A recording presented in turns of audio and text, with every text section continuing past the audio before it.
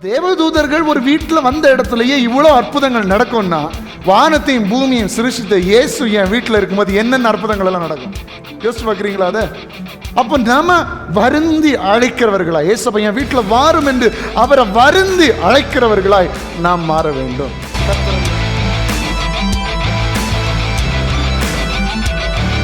இதுக்கு காரணம் என்ன தெரியும்? ஒருவேளை அவர்கள் அவன் வீட்டுக்குள்ள அழைக்காம இருந்திருந்தா, வீட்டுக்குள்ள சேர்க்காம இருந்திருந்தா, அவனும் அவனுடைய குடும்பமும் அந்த தேசத்தில் அழிந்து போயிருக்கும். இப்போ வீட்டுக்குள்ள வருந்தி, நீங்க என் வீட்டில் தங்கணும், எனக்கு நீங்க முக்கியம், என் பிள்ளைகளோட எனக்கு நீங்க முக்கியம், என் வீட்டில் இருக்கிற மற்றவர்களோட நீங்க முக்கியம்னு சொல்லி உள்ள அழைத்து அவர்களை உபசரித்தபடினால் கர்த்தர் அவனையும் அவனுடைய குடும்பத்தையும் பெரிய தீமையில் என்று கர்த்தர் விடுவித்தார்.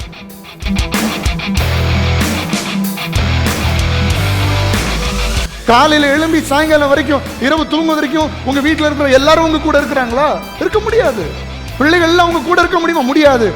எப்பொழுதும் உங்க கூட இருக்க வேண்டும் என்றால் கர்த்தருடைய ஆவியானவர் மாத்திரமே நம்மோடு கூட இருக்க முடியும். அவர் இருக்கும்போது இல்லாத காரியங்களையும் இருக்கிறவைகள் போல அழைக்கிற தேவன். அது மாத்திரமல்ல, ஏதாவது பிரச்சனைகள், குழப்பங்கள், வேதனைகள், பலவீனங்கள், வியாதிகள், துன்பங்கள், இழப்புகள் வரும்போதும் கர்த்தர் அதை சரி செய்ய வல்லமையுள்ளவராக இருக்கிறார்.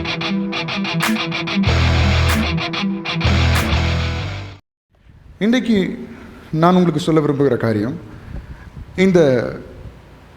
இந்த நாட்களிலே ஏசப்பா நம்ம கூட இருக்கிறார் என்கிற தெளிவு நமக்கு இருக்க வேண்டும். அதை ஒவ்வொரு நாள் ஆண்டவரிடத்தில் கேட்கணும். ஏசப்பா என்னிடத்துல நீங்கள் வாங்க, என் வாழ்க்கையில் நீங்கள் வாங்க, என் குடும்பத்தில் நீங்கள் வாங்க.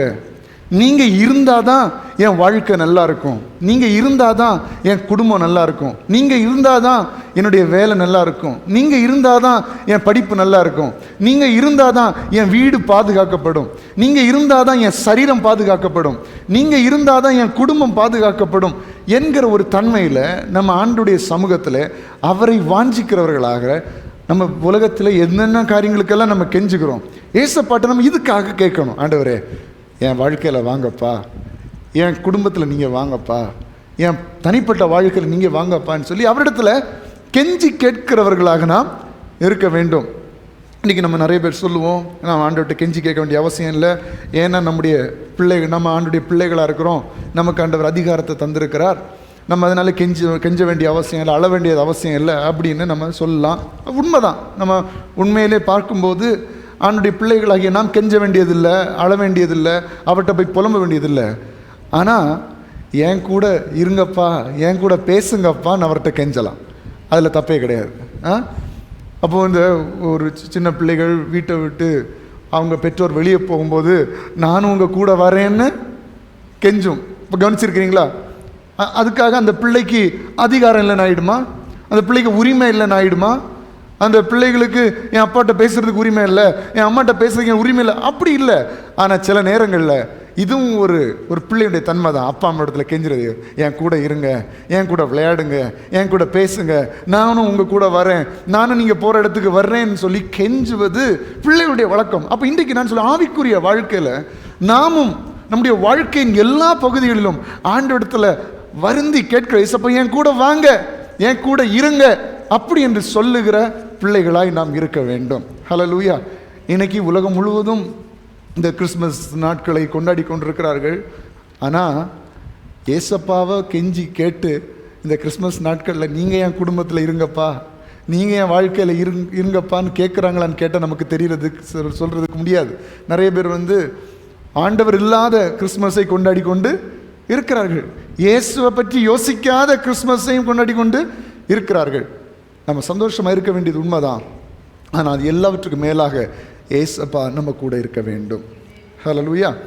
இது சம்பந்தமான சில காரியங்களை இன்றைக்கி நாம் வேதாகமத்தில் தியானித்து நாம் ஜெபித்து முடிக்க போகிறோம். கர்த்தர் நம்முடைய வாழ்க்கையில் கிருபை செய்வாராக. முதல்ல ஆண்டவரிடத்தில் ஒரு மனுஷன் ஆதி ஆகமத்தில் கெஞ்சினான். அது யாருன்னா லோத். ஆதி ஆகமம் 19ஆம் அதிகாரம் அதனுடைய 1 நாம் வாசிக்கலாம்.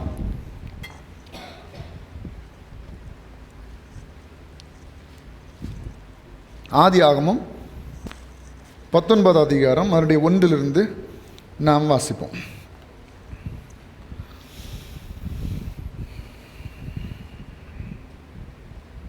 எல்லாம் எடுத்துட்டீங்களா? ஆதியாகமம் 19:1. அந்த 2 தூதரும் சாயங்காலத்திலே சோதோமுக்கு வந்தார்கள். லோத்து சோதோமின் வாசலிலே உட்கார்ந்திருந்தான். அவர்களை கண்டு லோத்து எழுந்து எதிர்கொண்டு தரை மட்டும் குனிந்து. இப்போ 2 தூதர்கள் வந்திருக்கிறார்கள். தூதர்கள் யாரிடத்துல வந்திருக்கிறார்கள்? யாரிடத்துல வந்திருக்கிறாங்க? பதில் சொல்லுங்க. தேவனிடத்துல வந்திருக்கு. தேவனால் அனுப்பப்பட்டவர்கள் தானே தூதர். வேற மனுஷன் அனுப்ப முடியும் தூதனை? தூதர்கள் வந்திருக்கிறார்கள்னா தேவன் அனுப்பியிருக்கிறார். அப்படின்னா தேவனுடைய கேரக்டரிஸ்டிக்ஸ் உடையவர்கள், தேவனுடைய சுவாபத்தை வெளிப்படுத்துகிறவர்கள் தான் தூதர்கள். ஒவ்வொருத்தர்களுக்கும் ஒவ்வொரு விதமான கேரக்டர்ஸ் இருக்கிறது. அப்போ இந்த 2 தூதர்களை ஆண்டவர் இங்கே எதுக்கு அனுப்பியிருக்கிறாரு? எதுக்கு அனுப்பியிருக்கிறார்? நல்லா விசாரிச்சுட்டு போகிறதுக்கு, அப்படி தானே? இல்லை, வாசிக்கும்போது தெரியும். அந்த ஒட்டுமொத்த இடத்தையும் அழிப்பதற்காக தேவன் இந்த 2 தூதர்களையும் அனுப்பியிருக்கிறார். இந்த டீட்டெயில்ஸ்லாம் லோத்துக்கு தெரியுமான்னு தெரியல, தெரிய வாய்ப்பு இல்லைன்னு நினைக்கிறேன். ஆனால் இந்த 2 பேரும் தேவ தூதர்கள் என்று அறிந்த உடனே இந்த லோத் என்ன செய்கிறான்? தரை மட்டும் குனிந்து எதிர்கொண்டு தரை மட்டும் குனிந்து 2ஆம் வசனம், ஆண்டவன்மார்களே, அடியேனுடைய வீட்டு முகமாய் நீங்கள் திரும்பி உங்கள் கால்களை கழுவி ராத்தங்கி காலையில் எழுந்து பிரயாணப்பட்டு போகலாம். அதற்கு அவர்கள், அப்படி அல்ல, வீதியிலே ராத்தங்குவோம் என்றார்கள். அவன் அவர்களை, 3ஆம் வசனம், அவன் அவர்களை வருந்தி, எல்லாம் சொல்லுங்க, அவன் அவர்களை வருந்தி கேட்டார். ப்ளீஸ் தயவு செஞ்சு என் வீட்டில் வாங்கன்னு லோத்து அந்த தேவதூதர்களிடத்துல கேட்டான். முதல்ல என்ன சொல்றாங்க? முதல்ல நாங்கள் வரல, நாங்கள் வீதியில் தங்குவோம் அப்படின்னு சொல்கிறாங்க. இப்போ 2வது சொல்கிறாங்க, சரி நாங்கள் உள்ள வர்றோம் அப்படின்னு. அங்கே ஒரு பெரிய எதிர்ப்புகள் மத்தியில் தான் லோத்தும் அவனுடைய குடும்பமும் வாழ்ந்து கொண்டிருக்கிறார்கள். அப்போ ராத் தங்குவோம் என்று சொன்ன உடனே இவன் சொல்கிறான், வருந்தி கேட்டுக்கணும், தயவு செஞ்சு எங்கள் வீட்டுக்குள்ளே வாங்க அப்படின்னு. சரியா? இதுதான் இன்றைக்கி நமக்கு செய்தியின் தலைப்பு. நம்ம ஆண்டவரிடத்தில் தயவு பண்ணி வருந்தி கேட்க வேண்டும், அப்பொழுது அவர் நம் வீட்டில் தங்குவார். எப்படி சகையு ஆண்டவரை பார்ப்பதற்கு எங்கே ஏறினான்? காட்டத்தி மரத்தில் ஏறுறான். எப்படியாவது பார்த்துட மாட்டோமா? அதை தான் ஆண்டவர் பார்க்கிறார். அவன் வீட்டுக்கு ரட்சிப்பு வந்தது. இங்கே லோத்து கேட்கிறான், வருந்தி கேட்கிறான், தயவு செஞ்சு என் வீட்டுக்கு வாங்க, தங்குங்க, ஸ்டே பண்ணுங்க, கால்களை கழுவுங்க, இந்த ராத்திரியை இங்கே நீங்கள் தங்குங்க அப்படின்னு சொல்லுகிறான். பாருங்க, அப்பொழுது அவனிடத்திற்கு திரும்பி அவன் வீட்டிலே பிரவேசித்தார்கள். அவன் புளிப்பில்லா அப்பங்களை சுட்டு அவர்களுக்கு விருந்து பண்ணினான். அவர்கள் புசித்தார்கள். அவர்கள் படுக்கும் முன்னே சோதோம் பட்டணத்து மனிதராகிய வாலிபர் முதல் கிழவர் மட்டுமுள்ள ஜனங்கள் அனைவரும் நானா திசைகளிலும் இருந்து வந்து வீட்டை சூழ்ந்து கொண்டு. இப்போ 2 பேரும் யாரு? தூதர்கள், அப்படி தானே? ஆனால் அவர்களுக்கு அவன் புளிப்பில்லா அப்பங்களை சுட்டு அவர்களுக்கு விருந்து பண்ணினான். அவர்களும் புசித்தார்கள். அப்போ நமக்கு தெரியாது, உங்கள் பக்கத்தில் இருக்க ஒருவேளை தேவதூதனாக இருக்கலாம், பார்த்துக்கோங்க. மனுஷ ரூபத்தில் தேவதூதர்கள் பக்கத்தில் இருப்பாங்க, உங்கள் வீட்டில் இருப்பாங்க, வீட்டு பக்கத்தில் இருப்பாங்க. நீங்கள் அவங்களுக்கு விருந்து பண்ணாமல் விட்டுறாதீங்க, சரியா? Okay, fine. இப்போ பாருங்கள், எவ்வளோ பெரிய ஒரு மகிமையான அனுபவம் லோத்துக்கு, இல்லையா? இப்படிப்பட்ட ஆசை யாருக்காவது இருக்கா? யாருக்கெல்லாம் தேவதூதர்களை பார்க்கணுன்னு ஆசை இருக்குது? எனக்கும் ரொம்ப நாள் ஆசை. எனக்கு 2-3 டவுட் வேறு இருக்குது, இவங்கெல்லாம் தேவதூதர்கள் தானே அப்படின்னு. உங்களே இல்லை, நான் ஒரு நாள்லாம் ஒருத்தரை மீட் பண்ணேன் பாருங்கள். நான் ஒரு இடத்துக்கு பஸ்ஸில் போயிட்டுருக்கும்போது ராத்திரியில் பஸ்ஸில் அவர் ரொம்ப புலம்பிகிட்டே இருக்கிறார். ஆய் பூய் சத்தம் போட்டு அப்படி புலம்பிகிட்டு இருக்கிறார். ஒரு மெண்டல், ஒரு கிறுக்கு பிடிச்ச ஒரு ஆள் மாதிரி ரொம்ப சத்தமாக பஸ்ஸில் உள்ள எல்லாரும் அவரை பார்த்துட்டு இருக்கிறாங்க. எல்லாம் புலம்பிகிட்டு இருக்கிறாங்க. புலம்பிகிட்டு இருக்கும்போது நான் பக்கத்தில் தான் இருந்தேன். நான் பார்த்துட்டு அவர் ஒன்றுமே கேட்கவும் இல்லை, ஒன்றும் செய்யலை. நான் பர்ஸில் இருந்து ஒரு 100 ரூபாய் எடுத்து அவருக்கு கொடுத்தேன். சரியா? 100 ரூபா கொடுத்தேன். 100 ரூபா கொடுத்த உடனே அவருக்கு சத்தம் இல்லை, என்ன செஞ்சாச்சு, எல்லாம் அவருக்கு புலம்பெல்லாம் இந்த பைத்தியம் பிடிச்ச ஆள் மாதிரி பண்ணிட்டு இருந்ததெல்லாம் நின்று போயாச்சு. நின்றுட்டு அவர் கண்ணெல்லாம் கலங்க ஆரம்பிச்சிருச்சு. கண்ணெல்லாம் கலங்க ஆரம்பிச்சு, உனக்கு இப்படி ஒரு கையெல்லாம் ஆடுது, உனக்கு அங்கிருந்து ஆசீர்வாதம் வரும். எப்படி நேரம் நடந்தது. நான் இதெல்லாம் அப்பாட்டெல்லாம் சொல்லியிருக்கேன், எல்லாருக்குமே தெரியும், வீட்டில் உள்ள எல்லாருக்குமே தெரியும். உனக்கு அங்கேருந்து ஆசீர்வாதம் வரும் அப்படின்னு சொல்லிட்டு சொன்னார். சொன்ன உடனே நீங்கள் எங்கேருந்து வர்றீங்கன்னு கேட்டேன். உடனே அவர், பஸ்ஸு நாகர்கோவில் போது, நீங்கள் எங்கே போகிறீங்க தெரியாது. எனக்கு டப்புன்னு ஒரு மாதிரி ஆயிடுச்சு. ஐயோ, யார் எங்கேருந்து வர்றீங்க தெரியாது, எங்கே போகிறீங்க தெரியாது. நான் அப்புறம் இறங்குறது வரைக்கும் அவர் எதுவும் பேசவில்லை. என்னை கையை தொட்டு அனுப்பி விட்டார். எனக்கு இன்னைக்கு வரைக்கும் டவுட்டாக இருக்குது, ஒருவேளை அது தேவதூதனா இருக்கும். நிறைய ஊழியக்காரர்கள் சில சாட்சி சொல்கிறத கேட்டிருக்கிறேன். இந்த மாதிரி விஷயத்தில் தேவதூதர்கள் வந்தாங்க, சிலர் இப்படி நின்று பேசிட்டு இருந்தாங்க, திடீர்னு திரும்பிட்டு பார்க்கும்போது அவங்கள காணோம். இன்னும் நான் நிறைய சாட்சிகளை கேட்டிருக்கிறேன். இப்படி நிறைய பேர் எங்கேயோ போகும்போதெல்லாம் இப்படி தேவதூதர்கள் போல சந்தித்தது மாதிரியெல்லாம் நான் நிறைய சாட்சிகளை கேட்டிருக்கிறேன். அப்போது அப்படிப்பட்ட அனுபவம் இருந்தால் நல்லா இருக்கும். ஆண்டவர் சித்தமாக இருந்தால் அப்படிப்பட்ட அனுபவங்களை தரட்டும். நீங்கள் ஏதாவது மனுஷனை நினச்சி தேவதூதன் சொல்லி எதுவும் பண்ணிடாதீங்க, சரியா? கர்த்தர் நல்லவர். அப்போ இங்கே தேவதூதன், ஆண்டவரால் அனுப்பப்பட்டவர்கள் இங்கே வந்திருக்கிறார்கள். வந்து அவர்கள் இவன் வீட்டில் தங்கணும்னு சொல்லி வருந்தி ப்ளீஸ் பண்ணி கேட்கிறான். அவர்களும் தங்குகிறார்கள், புசித்து திருப்தியாக இருக்கிறார்கள். இப்போ பாருங்க, இப்போது நான் எதுக்கு சொல்ல வரேன்னா, இந்த தேவதூதர்கள் இந்த லோத்தினுடைய வீட்டுக்கு வந்ததுனால இவன் வாழ்க்கையில் என்னென்ன அற்புதங்கள் கடகடகடன் நடக்குதுன்னு மட்டும் பார்ப்போம், சரியா? அப்போ சில நேரங்களில் நாம் இப்போ நம்ம தேவதூதர்களை கூப்பிட வேண்டாம், அதுக்கு ஆண்டவர் சொல்லலை.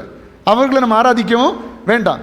இப்போ தேவதூதர்கள் ஒரு வீட்டில் வந்த இடத்துலையே இவ்வளோ அற்புதங்கள் நடக்கும்னா, வானத்தையும் பூமியையும் சிருஷ்டித்த இயேசு என் வீட்டில் இருக்கும்போது என்னென்ன அற்புதங்கள் எல்லாம் நடக்கும் யோசிச்சு பார்க்குறீங்களா? அதை அப்போ நாம வருந்தி அழைக்கிறவர்களாய், இயேசப்பா என் வீட்டில் வாரும் என்று அவரை வருந்தி அழைக்கிறவர்களாய் நாம் மாற வேண்டும். கர்த்தர் அதை விரும்புகிறார். பாருங்க,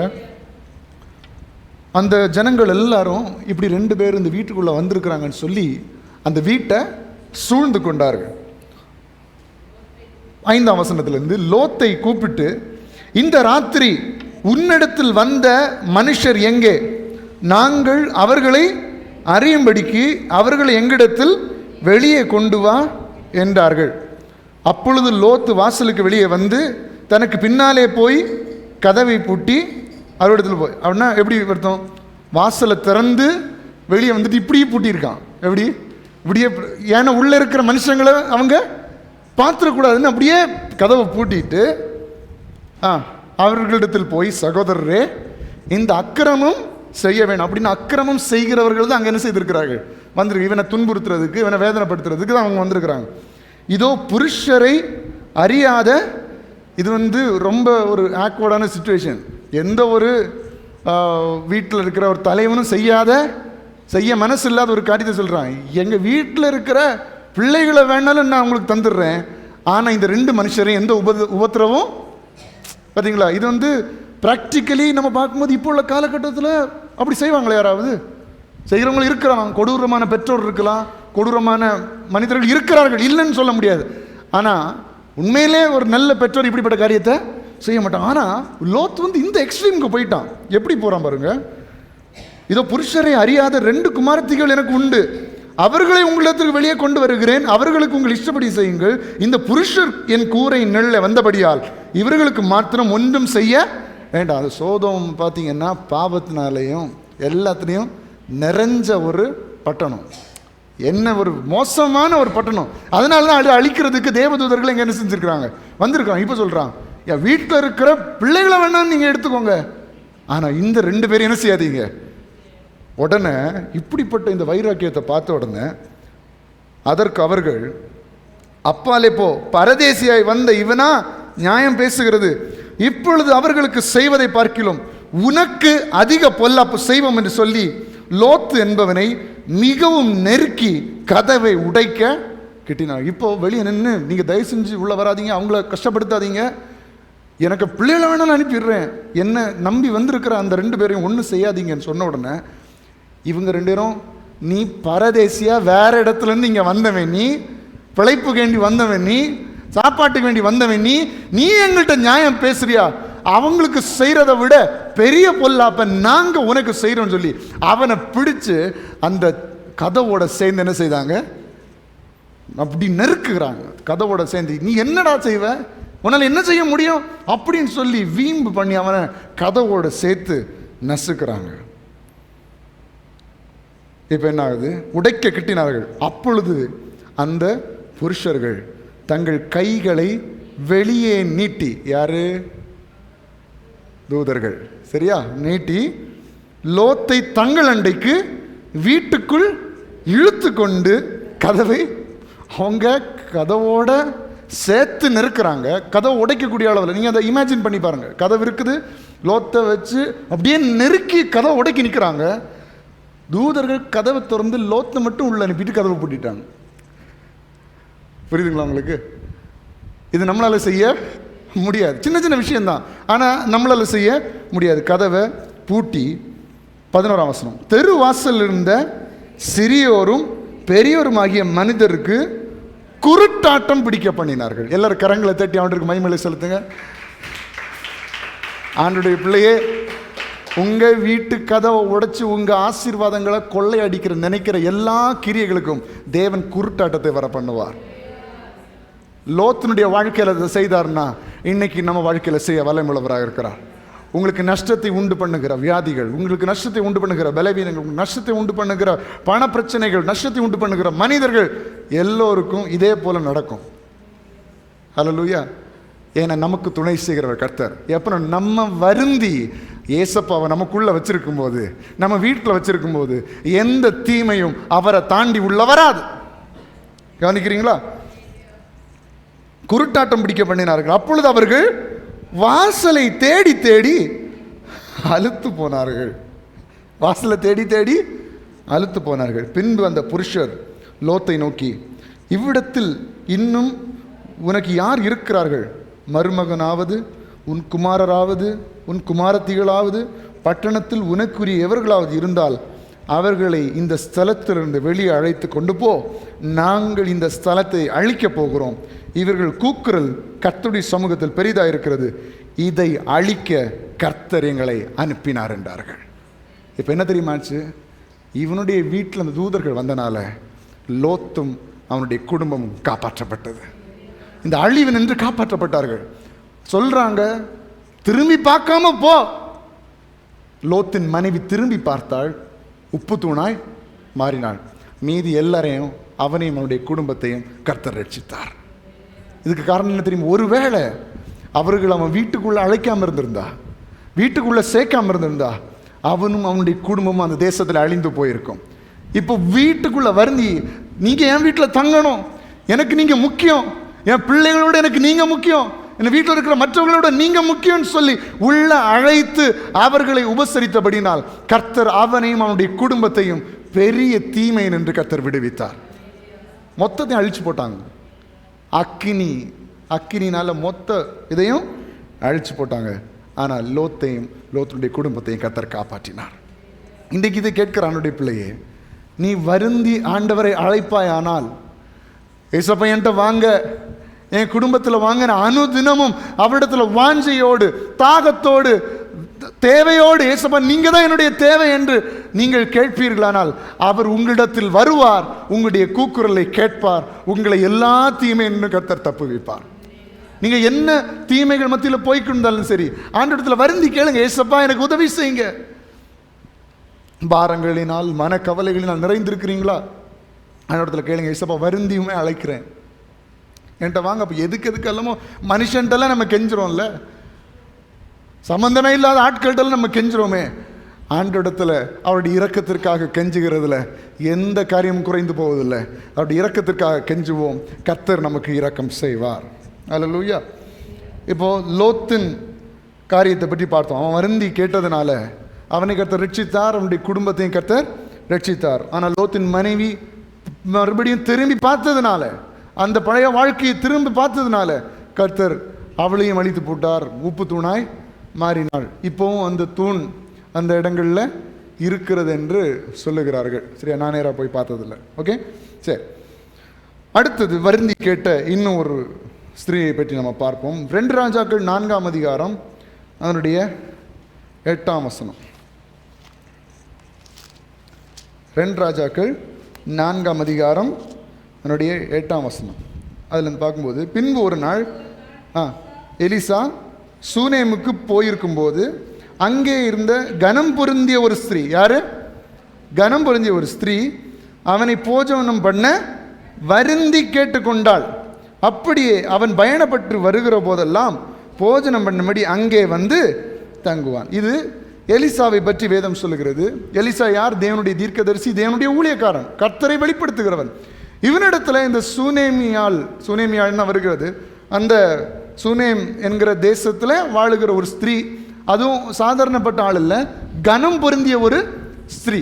அப்போ இந்த எலிசா தீர்க்கதரிசிட்ட, நீங்கள் கண்டிப்பாக என் வீட்டில் வந்து ஆகாரத்தை உண்ணணும், சாப்பிடணும் சொல்லி வருந்தி கேட்டுக்கொண்டாள். என்ன தெரியுமா நடந்துச்சு? இவள் வருந்தி கேட்டதினால் இவருடைய வாழ்க்கையில் ஒரு பெரிய ஆசீர்வாதம். என்ன ஆசீர்வாதம் தெரியுமா? தொடர்ந்து வாசிங்க.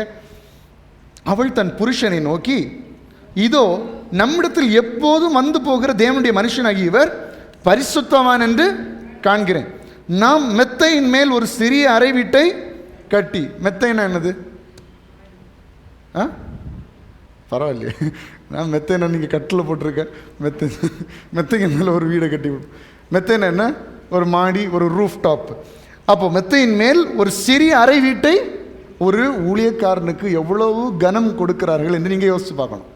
இவர் வந்து நம்ம வீட்டில் சாப்பிட்டுட்டு போகிறாரு, அடிக்கடி வர்றதுனால இவர் இந்த ஏரியா வரும்போது நம்ம வீட்டில் தங்குறதுக்காக ஒரு அறை வீட்டை நம்ம இவருக்கு கட்டி, அதில் அவருக்கு ஒரு கட்டிலையும் மேஜையும், ஒரு ஆஃபீஸ் வித் பெட்ரூம். ஊழியக்காரருக்கு தங்குறதுக்கு, அவருக்கு ஒர்க் பண்ணுறதுக்கு ஆஃபீஸ் டேபிள், சேர் ப்ளஸ் கட்டில், ரெஸ்ட் எடுக்கிறதுக்கு கட்டில், கட்டிலையும் மேஜையும் நாற்காலியும் குத்து விளக்கையும் வைப்போம். அப்படின்னா குத்து விளக்குனா என்ன? அந்த ரூமை பிரகாசிக்க பண்ணுவதற்கு ஒரு லைட், சரியா, வைப்போம். அவர் நம்மிடத்தில் வரும்போது அங்கே தங்கலாம் என்றாள். ஒரு நாள் அவன் அங்கே வந்து அந்த அறை வீட்டில் தங்கி அங்கே படுத்து கொண்டிருந்தான். அவன் தன் வேலைக்காரனாகி கேயாசை நோக்கி, இந்த சூனேமியாளை அழைத்து கொண்டு வா என்றான். அவளை அழைத்து கொண்டு வந்தான். அவள் அவனுக்கு முன்பாக நின்றாள். அவள் கேயாசியை பார்த்து, இதோ இப்படிப்பட்ட சகல சலக்கரணையோடும் எங்களை விசாரித்து வருகிறாயே, உனக்கு நான் என்ன செய்ய வேண்டும்? இவன் என்ன தெரியுமா சொல்றா பாருங்க. ஆல்ரெடி கனம் பொருந்திய, அதாவது கனம் பொருந்தியவர்கள் சீக்கிரமாக அவங்களுடைய தேவைகள் என்ன செய்ய மாட்டாங்க? சொல்ல மாட்டாங்க, வெளியே சொல்ல மாட்டாங்க. ஏன்னா அவங்களுக்கு அது கஷ்டமாக இருக்கும். இவனும் டக்குன்னு வெளியே சொல்லலை பாருங்கள். தீர்க்கதரிசி என்ன கேட்குறான்னா, நான் உனக்கு என்ன செய்ய வேண்டும்? ராஜாவினிடத்திலாவது சேனாபதியினிடத்திலாவது உனக்காக நான் பேச வேண்டிய காரியம் உண்டு. அப்போது எலிசாவுடைய பவரை நீங்கள் பார்க்கணும். எவ்வளோ இம்பேக்ட் இருக்குது. ராஜாவோடு கூட, சேனாபதி அதிகாரிகளோடு கூட இவனுக்கு என்ன இருக்குது? இம்பேக்ட் இருக்குது, ரிலேஷன்ஷிப் இருக்குது. அப்போ நீ என்ன இப்படி கவனிக்கிறியே? நான் வரும்போதில் எனக்கு இப்படி ஆகாரம் தர்றியே, நான் இங்கே வந்தால் தங்குறதுக்கு ஒரு வீட்டை கட்டி, ஒரு ரூமை கட்டி, அதில் டேபிள் சேர் கட்டிலாம் போட்டு நான் ரெஸ்ட் எடுக்கிறதுக்கு நான் என் வேலைக்காரன் இருக்கிறதுக்கு பண்ணியிருக்கிறியே, உனக்கு நான் என்ன செய்ய வேண்டும்? ராஜாவிடத்தில் உனக்காக ஏதாவது பேசணுமா? இல்லை சேனாபதிகளிடத்தில் ஏதாவது உனக்காக பேசணுமா? அதிகாரத்தில் உனக்கு ஏதாவது பேசணுமா என்று சொல்லி கேட்கிறான். அதற்கு அவள் என்ன சொல்லுகிறா பாருங்க. அது டீசெண்டான அப்ரோச் பாருங்க எப்படி இருக்கு. என் ஜனத்தின் நடுவே நான் சுகமாய் குடியிருக்கிறேன் என்றார். அப்படின்னு அர்த்தம் என்ன? நான் நல்லா இருக்கிறேன், எனக்கு எந்த தேவையும் இல்லை. அவளுக்கு செய்ய வேண்டியது என்னவென்று கேயாசி அவன் கேட்டதற்கு, இப்போ எனக்கு இவள்கிட்ட கேட்ட சொல்கிற மாதிரி தெரியல. அவ்வளோ டீசெண்டாக இருக்கா, அவ்வளோ ஒரு கனம் பொருந்தியவள் என்று வேதம் சொல்லுகிறதுன்னா உண்மையிலே அது கனம் பொருந்தியவள் தான், சரிங்களா? அப்போ கேயாசி கேட்கும்போது கேயாசி சொல்லுகிறான், அவன் அவளுக்கு பிள்ளை இல்லை, அவள் புருஷனும் பெரிய வயதுள்ளவன் என்றான். அப்பொழுது அவன் அவளை கூப்பிடு என்றான். அவளை கூப்பிட்ட போது அவள் வந்து வாசல்படினாள். அப்பொழுது அவன், ஒரு பிராண உற்பத்தி கால திட்டத்திலே ஒரு குமாரனை அணைத்து கொண்டிருப்பாய் என்றான். பாருங்க, முதல் அற்புதம். அந்த தேவனுடைய மனுஷனை வருந்தி கேட்டு, என் வீட்டில் நீங்கள் வாங்க, ஆகாரத்தை சாப்பிடுங்க, தங்குங்க, உங்களுக்காக நான் இதெல்லாம் செய்கிறேன்னு சொல்லி, அதாவது இப்போ நீங்கள் இது அப்படி என்ன செய்யக்கூடாது, எல்லாத்தையும் நம்ம சொல்ல வேண்டியது இருக்கு பாருங்கள். இப்போ நீங்கள் இனி எல்லா ஊழியக்காரர்களையும் கூப்பிட்டு ஒவ்வொரு வீட்டுக்கு மாடியில் ஒவ்வொரு ரூமாக கட்டி எனக்கு வீட்டுக்கு ஆசீர்வாதம் நிறைய வரட்டு சொன்னால் நடக்காது. அப்படிலாம் இதுக்காகவே ஏமாற்றுகிறவர்களும் இருக்காங்க. நான் எனக்கு அப்படிலாம் பேசுறதுக்குள்ள வயசு ஆகலை, தயவு செஞ்சு மன்னிச்சுக்கோங்க. ஆனால் இந்த காரியத்தை சொல்கிறதுனால என்னால் சொல்லாமல் இருக்கிறதுக்கும் வழி இல்லை. சரியா? எல்லாரையும் நம்பி நீங்கள் ஒரு காரியங்களையும் செய்யக்கூடாது. ஆண்டவர் உங்களை யாருக்கு உதவணும்னு ஏவுகிறாரோ, யாரை உபசரிக்கணும்னு ஏவுகிறாரோ அவங்களுக்கு நீங்கள் செய்யணும். சரியா? சரியாக செய்யணும். நிறைய ஆண்டுடைய பேரை சொல்லி ஏமாற்றுகிறவர்கள் அநேகம் பேர் இருக்கிறார்கள். பைபிளை பற்றியே தெரியாது, ஊழியத்தை பற்றியே தெரியாது, ஆனால் எப்படியாவது ஜனங்களை ஏமாற்றலாம்னு சொல்லி பண்ணுறவங்க நிறைய பேர் இருக்காங்க. நீங்கள் அதில் கேர்ஃபுல்லாக இருக்கணும். சரியா? சிலர் நான் எலிசான்னே சொல்லிட்டு வருவாங்க. சிலர் நான் எலிசா, நான் இப்போது அதுக்கு மேலே நான் தான் இயேசுன்னு சொல்லிட்டு நிறைய பேர் நிறைய இடங்களில் சுற்றிட்டு இருக்காங்க. நான் இங்கே இல்லை, இஸ்ரவேல் நாடு அந்த அந்த இடத்துல உள்ளவங்க, எருசலேம் அந்த இடத்துல உள்ளவங்களில் சிலர் நான் தான் இயேசு அப்படின்னு சொல்லி அவனுக்கு கோடிக்கணக்கில் பணம். ஏசப்பா வரும்போது மொத்த பூமியை அதிரும். சரியா? இங்கே வந்தார்னா பூமிக்கு அடுத்த பக்கம் இருக்கிறவனுக்கு தெரியும் ஏசப்பா வந்துட்டாருன்னு. அவர் அப்படி தான் வருவார். சகல பரிசுத்தவான்களோடும் கூட, தூதர்களோட, சேனைகளோடு அவர் என்ன செய்வார்? வருவார். இப்படி ஒவ்வொருத்தருடைய அப்படி நான் தான் இயேசு, நான் தான் இயேசுன்னு சொல்லிட்டு இருக்க மாட்டார் நான் நம்புகிறேன். அதனால் அப்படி நீங்கள் ஏமாந்து விட கூடாது. நான் இயேசுவை அனுப்பினார்னு சொன்னாலும் நான் உங்களுக்கு இந்த 6 நாட்களில் ஒரு நாள் சொன்னேன், அப்படி தானே? அப்படி நீங்கள் ஏமாந்து போகிறவர்களாக இருக்கக்கூடாது. பகுத்தறிவு நமக்கு தேவை. எது நல்லது எது கெட்டது என்று வசனத்தின் பிரகாரம் அறிய வேண்டும். எல்லாருக்கும் நம்ம வீட்டுக்குள்ளே இடம் கொடுக்கவும் கூடாது, நல்லதில்லை. சரியா? சிலர் சொல்லுவாங்க, இந்த உதவிக்காக கேட்டு வருகிறவர்களை கூட நம்ம கவனமாக பார்க்கணும். ஏன்னா அவர்கள் பார்த்து இந்த வீடு எப்படி, என்னல் எத்தனை பேர் இருக்காங்க, ஒவ்வொருத்தருக்கு கழுத்தில் எத்தனை கிலோ தொங்குது, எல்லாத்தையும் பார்த்துட்டு அவங்க ஒரு தலைவருக்கு என்ன செய்வாங்களாம்? அறிவிப்பாங்களாம். அவங்க ஆளெல்லாம் செட் பண்ணி, எந்த வீட்டில் கருமாவளையில் எப்படி ஒரு வீட்டில் இத்தனை கிலோ இருக்குது பார்த்துக்க, போய் எடுத்துகிட்டு வந்துடுங்க. அவன் நைட்டு ஃபுல்லாக எண்ணெய் தடவிட்டு இப்படிலாம் நிறைய இடத்துல நடக்கு. அப்போ ஒருத்தங்க உதவி கேட்க வர்றவங்கள்ட்ட கூட என்ன செய்யணும்? கவனமாக இருக்கணும். சமீபத்தில் ஒருத்தர் இங்கே உதவி கேட்க வந்திருந்தார். அப்போ நான் உள்ளேருந்து கேமராவில் பார்த்துட்டே இருக்கேன், டிவியில் பார்த்துட்டே இருக்கும்போது அவர் சும்மாவே இல்லை பாருங்கள், இப்படி பார்ப்பார். ஏன்னா வெளியே ஆளே இல்லை, நான் பார்த்துட்டு இருக்கிறது அவருக்கு தெரியாது. வெளியே ஆளே இல்லை, இப்படி பார்ப்பார், அங்கே என்ன இருக்குன்னு அப்படி எட்டி பார்ப்பார். அங்கே பரவாயில்ல. அம்மா வெளியே போனதும் எப்படி நிற்கிறார். நான் இது எல்லாத்தையும் பார்த்துட்டேன். அப்போது என்ன கள்ள வேலை பார்க்குறாங்க, அப்படிங்க வந்தாலும் அவன் தான் வச்சுட்டு போகணும், அது வேறு. ஆனாலும் அப்படி உங்கள் கள்ள மொழிகள் எல்லாம் அப்படி இருக்குது. அப்போ நம்ம எல்லாரையும் நம்பி வீட்டுக்குள்ளே என்ன செய்யக்கூடாது? ஏற்றக்கூடாது. சரியா? அதில் நீங்கள் ரொம்ப கேர்ஃபுல். கர்த்தருடைய பெயரை சொல்லி வந்தால் கூட நீங்கள் யாருக்காவது தெரியப்படுத்தணும். தெரியப்படுத்தி இப்படி ஒருத்தவங்க வந்திருக்கிறாங்க அப்படின்னு சொல்லி தெரியப்படுத்தி தான் நீங்கள் ஒரு ஆளுக்கு உங்கள் வீட்டில் ஆக்சஸ் பண்ணணும். இங்கே சுனேமியாலும் கனம் புரிந்தவளாக இருந்தாலும் தடவை வந்த உடனே வீட்டை கட்டி ஒன்று கொடுக்கல, 2-3 தடவை கூப்பிட்டு அவன் பரிசுத்தவான் என்று கண்ட பிறகு, கவனிக்கிறீங்களா? எப்போ பரிசுத்தவான் என்று அந்த வசனத்தை போடுங்களேன்.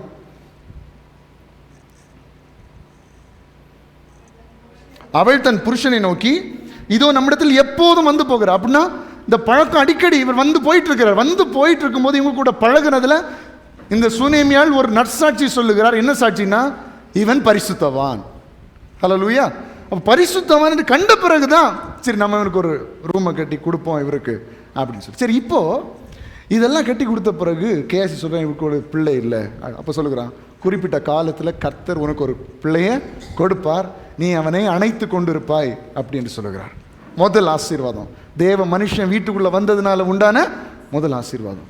இப்போ திடீர்னு என்ன நடக்குது பாருங்க. அந்த பிள்ளை 17ஆம் வசனத்திலிருந்து வாசிங்க.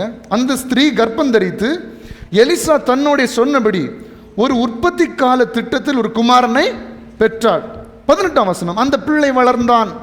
ஒரு நாள் அவன் அறுப்பறுக்கிறவர்களிடத்தில் இருந்த தன் தகப்பன் அண்டைக்கு போயிருக்கும் போது, அப்பா இடத்துல போயிருக்கும்போது 19ஆம் வசனத்தில் நல்லா வாசிங்க. தன் தகப்பனை பார்த்து, என் தலை நோகிறது, என் தலை நோகிறது என்றான். என்ன சொல்கிறான் அப்பாட்ட? எனக்கு தலை வலிக்குது, எனக்கு தலை வலிக்குது அப்படின்னு சொல்கிறான். உடனே தகப்பன் என்ன செய்கிறான்? அப்பொழுது அவன் வேலைக்காரனிடத்தில் இவன் தாயினிடத்தில் எடுத்துக்கொண்டு போய்விடு. நீ டக்குன்னு கூட்டிட்டு அவங்க அம்மா இடத்துல கூடி, ஒருவேளை டிஸ்டர்பன்ஸ்னால சொன்னானா இல்லை அம்மா பார்த்துக்கொள்வார்கள் அனுப்பிவிட்டானா நமக்கு தெரியல. வேலைக்காரனை கூப்பிட்டு டக்குன்னு தாயினிடத்தில் அனுப்பி கொண்டு விடுன்னு சொன்னோன்னே 20ஆம் வசனம், அவனை எடுத்து அவன் தாயினிடத்தில் கொண்டு போன போது அவன் மத்தியானம் மட்டும் அவள் மடியில் இருந்து செத்து போனான். தீர்க்கதரிசி வீட்டுக்குள்ள வந்தான்ல, வந்தான், இல்லாத ஒரு ஆசீர்வாதத்தை கொடுத்தான். பிள்ளை வளர்ந்தான். வந்து அப்பா இடத்துல இருக்கும்போது தலை வலிக்குதுன்னு சொல்கிறான். வீட்டுக்கு அனுப்புகிறான். வீட்டுக்கு வந்த உடனே அம்மாவுக்கு மடியில் உட்காந்து என்ன செய்கிறான்? செத்து போகிறான். இப்போ சுனேமியாள் தீர்க்கதரிசியை கேட்டுறா, நானா கேட்டேன்? நான் உங்கள்கிட்ட பிள்ளைய கேட்டேனா? எனக்கு பிள்ளை வேணும்னு சொன்னனா? அப்படின்னு எலிசா தீர்க்கதரிசி இடத்துல கேட்கிறா. வேதனையின் உச்சத்தில் அவ கேட்கிறா.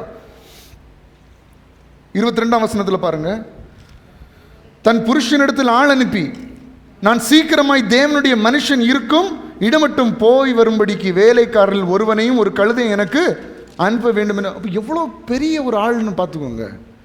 நான் போனோம், எனக்கு கார் அனுப்பி விடுங்க, டிரைவரை அனுப்பி விடுங்கன்னு சொல்கிற மாதிரி சொல்கிறா, எனக்கு ஒரு வேலைக்காரனையும் கழுதைகளையும் அனுப்பி விடுங்க, நான் உடனடியாக தேவனுடைய மனுஷனை பார்க்க போனோம். மிகப்பெரிய கனம் பொருந்திய ஒரு ஸ்திரீ என்பதை நீங்கள் புரிந்து கொள்ள வேண்டும். அப்பொழுது அவன், இது அமாவாசையும் அல்ல, ஓய்வு நாளும் அல்லவே, நீ இன்றைக்கு அவரிடத்திற்கு போக வேண்டியது என்ன என்று கேட்க சொன்னான். அதற்கு அவள், எல்லாம் சரிதான், நான் போக வேண்டியது இருக்கிறது என்று சொல்லி அனுப்பி கழுதையின் மேல் சேணம் வைத்து ஏறி தன் வேலைக்காரனை நோக்கி, இதை ஓட்டி கொண்டு போ, நான் உனக்கு சொன்னால் ஒழிய போகிற வழியில் எங்கும் ஓட்டத்தை நிறுத்தாது என்று சொல்லி புறப்பட்டு. இப்போ இந்த மாதிரி காரியங்கள் தான் இப்போ நடந்துட்டு இருக்கு.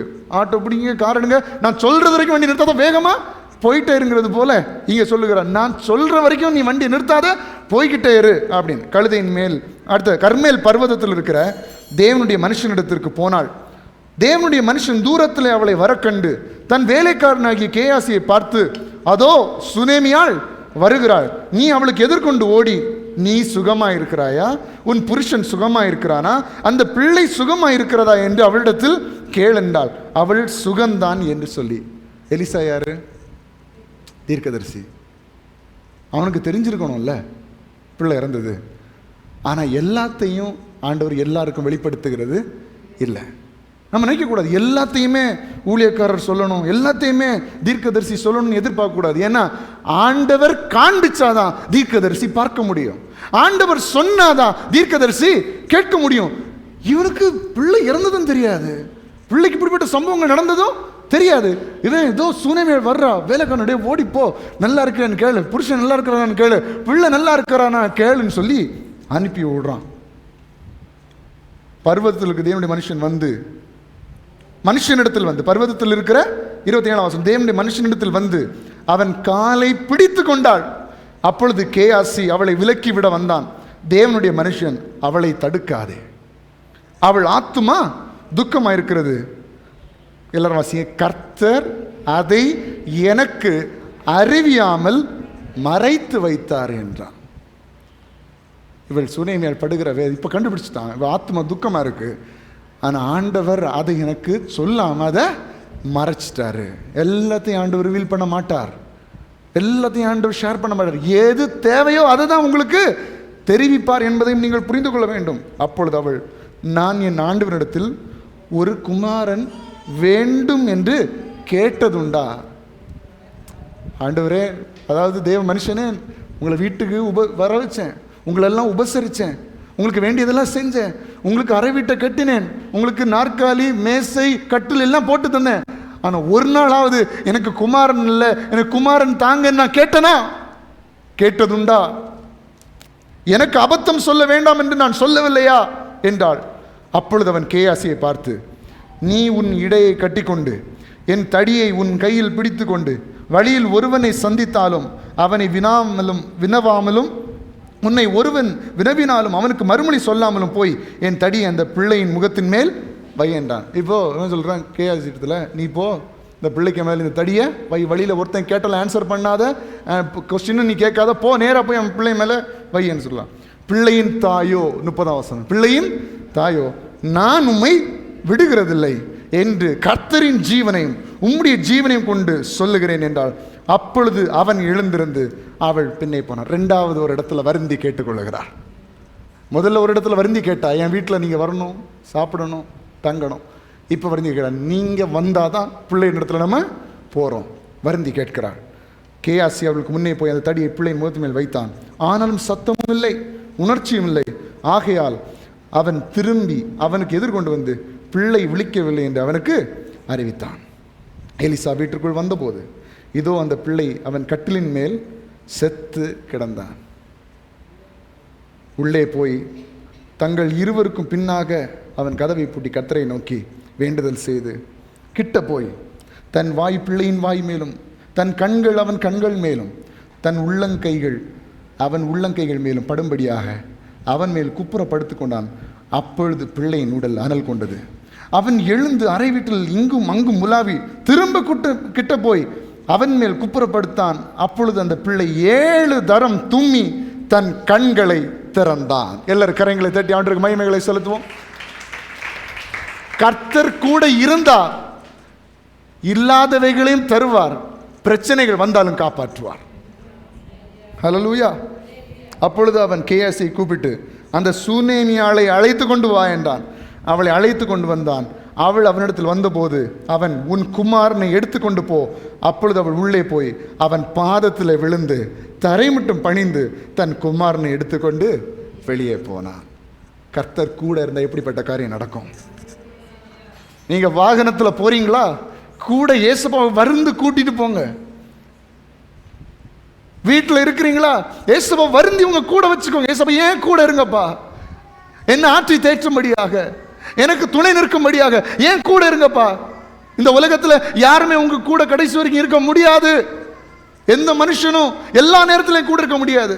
நான் வெறும் மரணத்தை பற்றி மட்டும் பேசல.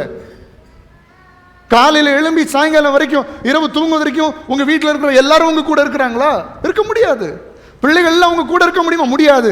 எப்பொழுதும் உங்க கூட இருக்க வேண்டும் என்றால் கர்த்தருடைய ஆவியானவர் மாத்திரமே நம்மோடு கூட இருக்க முடியும். அவர் இருக்கும்போது இல்லாத காரியங்களையும் இருக்கிறவைகள் போல அழைக்கிற தேவன். அது மாத்திரமல்ல, ஏதாவது பிரச்சனைகள், குழப்பங்கள், வேதனைகள், பலவீனங்கள், வியாதிகள், துன்பங்கள், இழப்புகள் வரும்போதும் கர்த்தர் அதை சரி செய்ய வல்லமையுள்ளவராக இருக்கிறார். சீஷர்கள் அந்த படகுல ஏசப்பா கூட இருந்தனால அந்த காற்றையும் கடலையும் அதட்டினார். அவர் நம்ம கூட இருக்கணும். இருந்தா ஒரு பிரச்சனை நம்ம வாழ்க்கையில் வருவதில்லை. ஹல்லேலூயா. முதல்ல பார்த்தோம், லோத் வருந்தி கேட்டான், அவன் வாழ்க்கையில் ஒரு ரட்சிப்பை கட்டளையிட்டார். இங்க சூனேமியாள் வருந்தி கேட்டாள், அவளுடைய வாழ்க்கையில் கர்த்தர் அற்புதத்தை செய்தார். இன்னும் ஒரே ஒரு காரியத்தை வாசி நம்ம ஜெபித்து முடிக்க போறோம். லூக்கா 24ஆம் அதிகாரம் 29ஆம் வசனம். லூக்கா 24ஆம் அதிகாரம் 29ஆம் வசனம்.